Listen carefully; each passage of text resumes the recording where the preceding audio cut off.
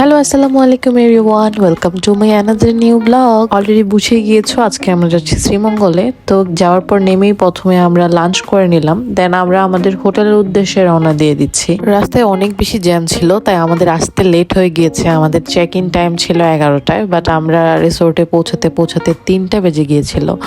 So রাস্তায় আমরা এই আই লাভ শ্রীমঙ্গল সাইনটা দেখে থামলাম অ্যান্ড এখানে কিছু পিকচার্স তুললাম।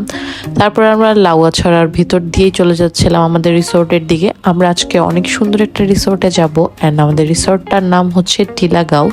যদিও সবাই অলরেডি এই রিসোর্টটা সম্পর্কে জানো। সো কথা বলতে বলতে আমরা টিলাগাঁওয়ে পৌঁছে গেলাম অ্যান্ড টিলাগাঁও রিসোর্টটা কিন্তু অনেক বেশি ভিতরে। সো আমাদের সিএনজি যতটা পেরেছে গিয়েছে, এরপর রাস্তা ভালো ছিল না, তাই আমাদেরকে হেঁটে যেতে হয়েছে। অ্যান্ড রিসোর্ট থেকে একজন এসেছিল আমাদেরকে রিসিভ করার জন্য। 4-5 মিনিট হাঁটার পরই আমরা রিসোর্টে চলে আসি অ্যান্ড যেহেতু একজনকে পাঠানো হয়েছে, সে আমাদের লাগেজ উঠিয়ে আনতে হেল্প করেছে। সো রিসোর্টে আসার পর আমি দেখছিলাম যে রিসোর্টটা অনেক বেশি সুন্দর, যদি একটু ভিতরে, বাট প্লেসটা অনেক বেশি সুন্দর লেগেছে আমার। নেক্সট টাইম আমি ইনশাল্লাহ অবশ্যই টিলাগাঁও যাব। কথা বলতে বলতে আমরা আমাদের রুমের দিকে চলে আসছি। সো এটা হচ্ছে আমাদের ভিলাটা অনেক বেশি সুন্দর ছিল। চলো তোমাদেরকে একটা রুম ট্যুর দিয়ে দেই। রুমটা যদিও ওয়েল অর্গানাইজ ছিল অ্যান্ড সিম্পল ছিল, বাট ভালো লেগেছে আমার কাছে। সবকিছু নিট অ্যান্ড ক্লিন ছিল। একটা টিভি ছিল রুমে, বাট এটা অন করার পর কিছুই আসছিল না, হয়তো ইন্টারনেট বা কিছু কানেক্ট করা ছিল না। বাট রুমের সবচেয়ে বেস্ট পার্ট হচ্ছে এটার বারান্দা। এখানে অনেক বড় একটা সুন্দর বারান্দা ছিল, যেখানে আমরা অনেক ভালো কিছু মোমেন্ট স্পেন্ড করতে পেরেছিলাম। সেই এখানে বসে হাতে 1 কাপ কফি নিয়ে ঘন্টার পর ঘন্টা সময় কাটিয়ে দেওয়া যাবে। তারপর রুম সার্ভিস আমাদের রুমে আমাদের ওয়েলকাম ড্রিঙ্কটা দিয়ে গেল অ্যান্ড এটা ছিল লেবু পানি। সো আমরা একটু রেস্ট নিয়ে এখন সুইমিংয়ে চলে যাব, সুইমিং করার জন্য, বিকজ অনেক জার্নি করে এসেছি। এখন ভালো করে একটা শাওয়ার নিয়ে দেন আমরা ঘোরাঘুরি করবো রিসোর্টটাতে।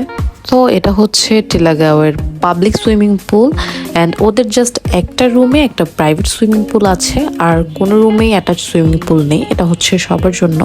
তো সুইমিং পুল থেকে অনেক সুন্দর একটা ভিউ পাওয়া যাচ্ছিল অ্যান্ড আমরা দুইজন মিলে অনেকক্ষণ লাফালাফি করে তারপর রুমে চলে যাই।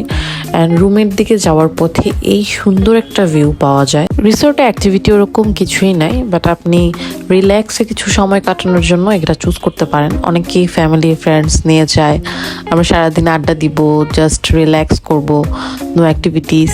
ওরা এই টাইপের রিসোর্টগুলো চুজ করতে পারেন। অ্যান্ড এটা যেহেতু অনেক ভিতরে, তাই এখানে মানুষের ভিড়টাও অনেক বেশি কম। যারা এই টাইপের প্লেস পছন্দ করেন ওরা আসতে পারেন। সো আমরা বিকেলটা দোলনায় বসে অ্যান্ড ঘুরে কাটিয়ে দিলাম।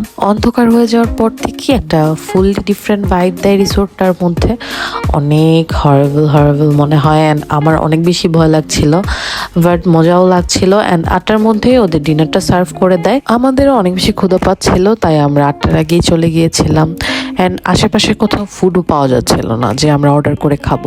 যাই হোক, আমরা অর্ডার করেছিলাম হাঁস, ডাল, ভাত আর একটা সবজি। অ্যান্ড ফুডের টেস্টের কথা কি বলবো, টিলাগাঁওয়ের ফুড নাকি অলওয়েজ ভালো, তো আমাদের কাছেও ভালো লেগেছে। আজকের ব্লগটা অনেক বেশি বড় হয়ে গিয়েছে। নেক্সট ব্লগে শ্রীমঙ্গলে আমরা কোথায় কি করলাম সব আমি দিয়ে দিব।